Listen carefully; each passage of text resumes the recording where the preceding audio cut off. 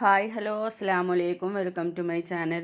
ഞാനിന്ന് റവ വെച്ചിട്ട് ഒരു അടിപൊളി സ്നാക്സ് ആയിട്ട് ഉണ്ടാക്കാൻ പോകുന്നത്. ഞാനിത് ഇടയ്ക്കൊക്കെ ഉണ്ടാക്കാറുണ്ട്. അപ്പം നിങ്ങൾക്കും കൂടെ ഒന്ന് കാണിച്ചു തരാമെന്ന് വിചാരിച്ചു.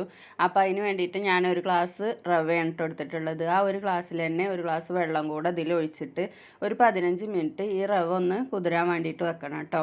റവ നല്ലതുപോലെ ഇതുപോലെ ഇങ്ങനെ ആയി വരണം. പിന്നെ അത് കുതിരുമ്പോൾ ഈ വെള്ളമൊക്കെ കുടിച്ചിട്ട് റവ നല്ലതുപോലെ കുതിർന്ന് വരും. ഒരു 15 മിനിറ്റ് അടച്ച് വെച്ച് മാറ്റി വെക്കണം കേട്ടോ. പിന്നെ ഞാൻ അതിലേക്ക് വേണ്ട ബാക്കിയുള്ള സാധനങ്ങളും കൂടി റെഡിയാക്കുകയാണ് കേട്ടോ. അതിന് വേണ്ടിയിട്ട് ഞാനൊരു 3 ഉരുളക്കിഴങ്ങാട്ട് എടുത്തിട്ട്, വലുതാണെങ്കിൽ 2 മതി. ഇത് ചെറുതായതുകൊണ്ട് ഞാൻ 3 എടുത്തതാണ് കേട്ടോ. ഇതുപോലെ പുഴുങ്ങിയെടുത്തിട്ട് ഉടച്ചെടുത്തിട്ടുണ്ട്.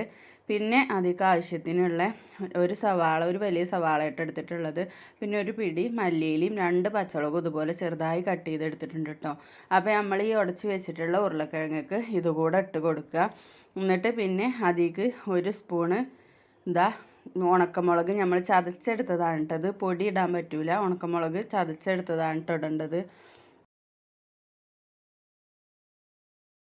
കൊടുത്തിട്ടുണ്ട് കേട്ടോ. ഇനി നമ്മളിത് കൈ വെച്ചിട്ട് നന്നായിട്ടൊന്ന് മിക്സ് ചെയ്തെടുക്കുക കേട്ടോ. നന്നായിട്ടൊന്ന് കുഴച്ചെടുക്കുക.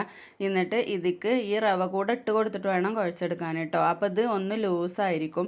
അപ്പോൾ നമ്മൾ ഇതിക്ക് ആവശ്യത്തിനുള്ള ഗോതമ്പ് പൊടിയാണ് കേട്ടോ ചേർക്കേണ്ടത്. മൈദ ചേർക്കാൻ പാടില്ല, ഗോതമ്പ് പൊടിയാണ് കേട്ടോ ചേർക്കേണ്ടത്. അപ്പോൾ ഇതുപോലെ കുഴച്ചെടുക്കുമ്പോൾ ഇതിലൊന്ന് ലൂസായിട്ടേക്കാരം. അപ്പോൾ ഒന്ന് ടൈറ്റ് ആവാൻ വേണ്ടിയിട്ട് അല്പം ഗോതമ്പ് പൊടി ചേർത്ത് കൊടുക്കുക കേട്ടോ.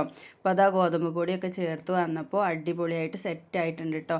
പിന്നെ നമ്മളെ കയ്യുമ്മ എണ്ണയൊക്കെ ഒന്ന് തടവിയിട്ട് അതൊന്ന് ഒട്ടിപ്പിടിക്കണുണ്ടോ എന്നൊന്ന് നോക്കട്ടോ. എണ്ണ തടവിയാൽ കയ്യിൽ ഒട്ടിപ്പിടിക്കൂല. അപ്പോൾ ഇതിന് ഞാനിതാ സ്റ്റൗവിൽ എണ്ണ വെച്ചിട്ടുണ്ട് കേട്ടോ, ഇതൊന്ന് പൊരിച്ചെടുക്കാൻ വേണ്ടിയിട്ട്. പിന്നെ കയ്യിൽ എണ്ണ തടവി കൊടുത്തിട്ട് ഇതുപോലെ ഒന്ന് പരത്തിയെടുക്കുക കേട്ടോ ചെയ്യേണ്ടത്. എന്നിട്ട് നമ്മൾ ഈ കയ്യിൽ പരത്തിയിട്ട് മറ്റേ കൈ കൊണ്ട് അതെടുത്തിട്ട് എണ്ണയിൽ ഇട്ട് കൊടുക്കുകയാണ് കേട്ടോ ചെയ്യേണ്ടത്.